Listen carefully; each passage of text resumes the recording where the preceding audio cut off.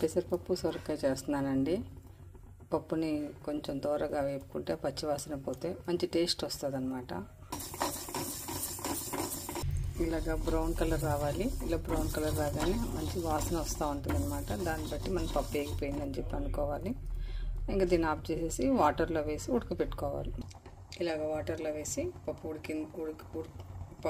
ఉడకపెడుతూ మధ్యలో సొరకాయ ముక్కలు కట్ చేసుకొని ఆ సొరకాయ ముక్కలు కూడా అందులో వేసేసుకుంటే పప్పు త్వరగా ఉడికిపోద్ది అనమాట.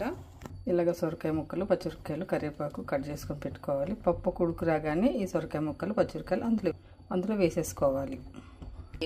ఇలా పొంగు రాగానే ఈ సొరకాయ ముక్కలు, పచ్చిమిరపకాయలు, కరివేపాకు అందులో వేసి కొంచెం పసుపు వేసేస్తే త్వరగా ఉడికిపోద్ది అనమాట. ఇలా వేసుకోవాలి. వేసుకున్న కొంచెం పసుపు వేసేసుకుంటే ఇలా పసుపు కొంచెం వేసుకొని కలబెట్టేసుకొని ఒక 10 నిమిషాల్లో పప్పు, సొరకాయ ముక్కలు ఉడికిపోతాయి అన్నమాట. టేస్ట్కి తగ్గట్టు కొంచెం సాల్ట్ వేసుకోవాలి. మీరు ఎంత పడుతుందో అంత వేసుకోండి. కొంచెం కొత్తిమీర వేసుకోవాలి.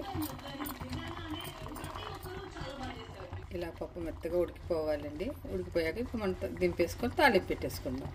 కడాయి పెట్టుకొని ఆయిల్ వేసుకోవాలండి. కొంచెం ఆయిల్ వేడెక్కాక ఎల్లుల్లిపాయలు, కొంచెం జీలకర్ర, కొంచెం ఆవాలు ఇవి బాగా వేగాలండి. వేగితేనే తాలింపు టేస్ట్ వస్తుంది. తర్వాత కొన్ని ఎండుమిరపకాయలు,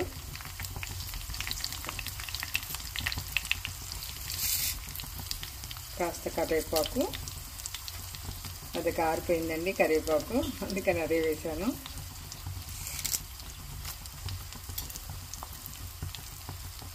ఇలా కలుపుతూ ఉండాలండి. తాలింపు ఎంత వేగితే అంత టేస్ట్ వస్తుందండి పప్పు కూడాని.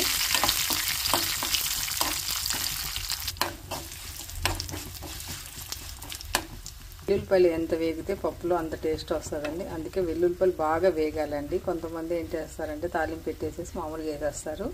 వెల్లుల్లిపాయలు వేగితేనే ఆ పప్పుకు మంచి టేస్ట్ వస్తుంది అన్నమాట. వెల్లుల్లిపాయలు బాగా వేగినాయండి. ఇలా బ్రౌన్ కలర్ రావాలి. ఇలా బ్రౌన్ కలర్ వస్తేనే పప్పు అనేది టేస్ట్ వస్తుంది అనమాట. ఓకే అండి. ఈ తాలింపు తీసుకొని పప్పులో కలిపేసుకుందాం. తాలింపు పప్పులో కలిపేస్తున్నానండి. అంతే. సొరకాయ పెసరపప్పు. ఈ సొరపప్పు ఒంటికి చాలా చలవండి. ఈ పెసరపప్పు అనేది సొరకాయ కూడా చలవ చేస్తుంది కాబట్టి పిల్లలకి కానీ పెద్దలకు కానీ ఎంతో కమ్మగా కొంచెం నెయ్యి వేసుకొని వేడివేడి